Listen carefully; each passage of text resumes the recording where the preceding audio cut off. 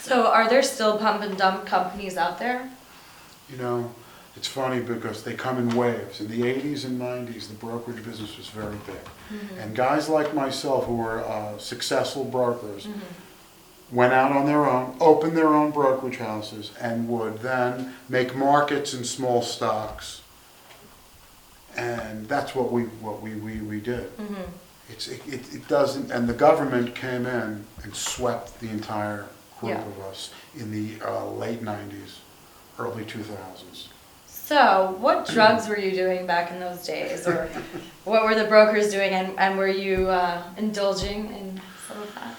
You know, my era, we were the sex, drugs, and rock and roll era a bit. No consequences? No, there are. Until- And I have until- children now. I don't advocate it completely. You know, and I certainly was not some crazed, druggy, drinking guy. But they were around. Well, look, first of all of us in my generation, I shouldn't say all because there's many, I guess, who were straight arrows, but when it came to the weekends, Thursday nights, Fridays, we loved to go out and drink. That was the beginning of it as young people throughout America, not just on Wall Street. And then maybe there was an introduction to marijuana, and then on occasion there was cocaine. Was there? And did I ever? Yes, we did. Now, even in the movie, Jordan's firm continued on. It was mine with his, but I left after 2 years. He continued for another 7. So 9 years total at Stratton. My firm existed for 5 or 6 years, the Harriman Group it was called. And, you know, I was always a player, a bit of a person who liked to work hard and play hard. But I was also health conscious, worked out, I was strong. So, you know. Don't doubt it. What was Danny Porish like? Danny, Porish? I love Danny. Danny, very, very funny guy, very talented. I remember after I was there for a couple of months with Jordan, I said, this guy in the back here is your best guy, by far.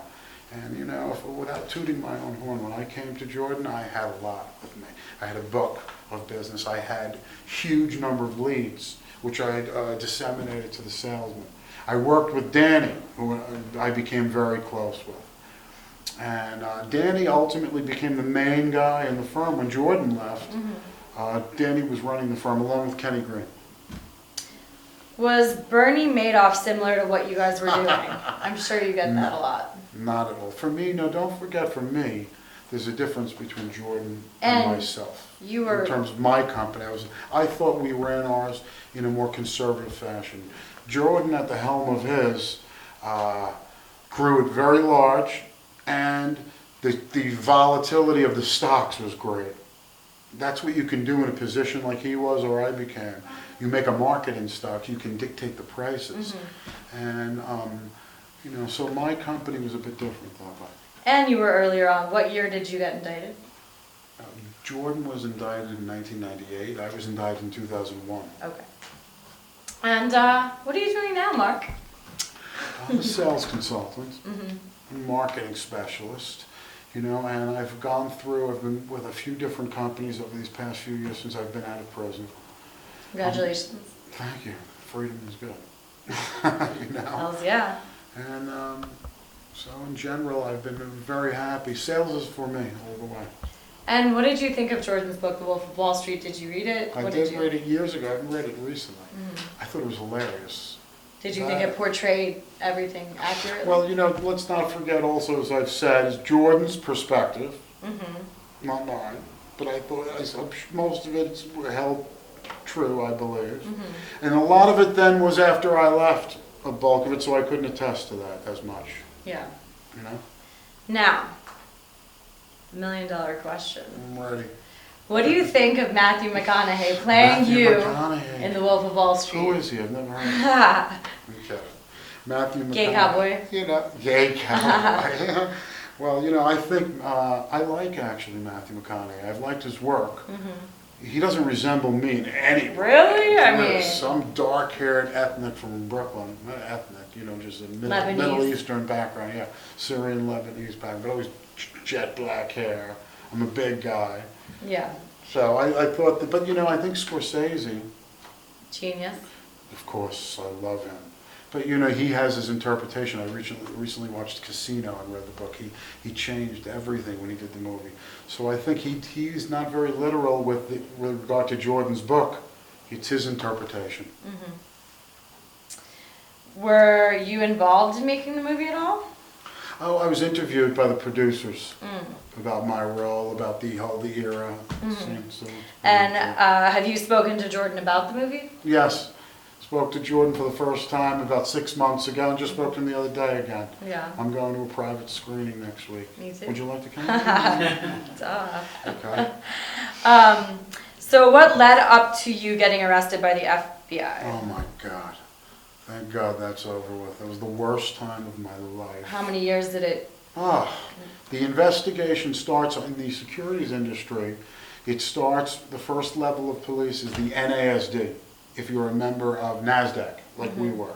We're not members of the New York Stock Exchange. We're members of NASDAQ. So the NASD is the first level of police. They came in. They always inspect your books, which I was always happy about.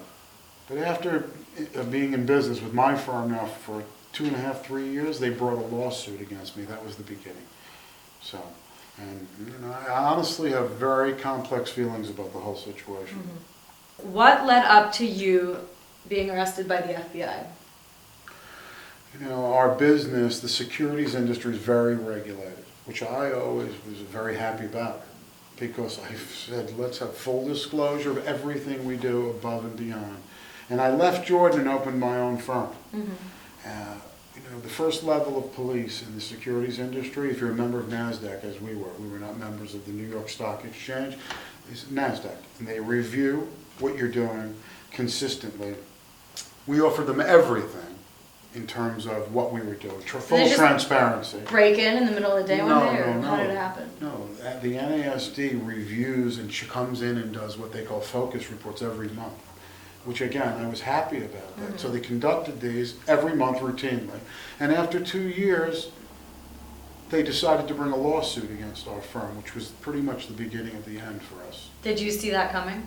No, I did not, and I was not only shocked by it, but I felt a bit betrayed almost, because I thought we were doing things by the book, and I thought that we would work with the NASD as opposed to them pretty much seemingly against us. You. Mm-hmm. You know, and also what was then years later, they said we'd been doing. If they had pointed that out to us in the initial stage, we would have stopped. Mm-hmm.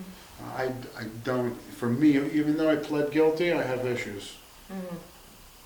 By the way, to continue, it goes from the NASD when we settled the case.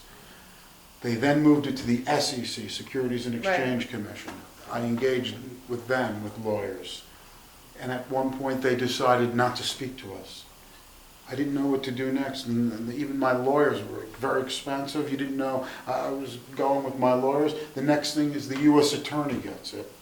And then there was no discussion. We were just arrested. So how long did this whole process last? From 1995 was when the investigation started to an arrest in 2001, right before the statute of limitations. And then I was out on bail for 3.5 years. It was, it ruined my family. You know, I have to take responsibility for a lot of it. I'm not suggesting it was nothing to do with me. However, I do think it was more complicated than, say, some might think. The theme of the movie that keeps coming up is greed. Would you say that you were greedy? Yes. Hi, I'm Isabelle Dungan, and I'm here with Mark Hanna. If you'd like to tune into his radio show, Mark Hanna's World, go to nytalkradio.net. Hey, Mark. Yes, Isabelle. You like speaking publicly, don't you?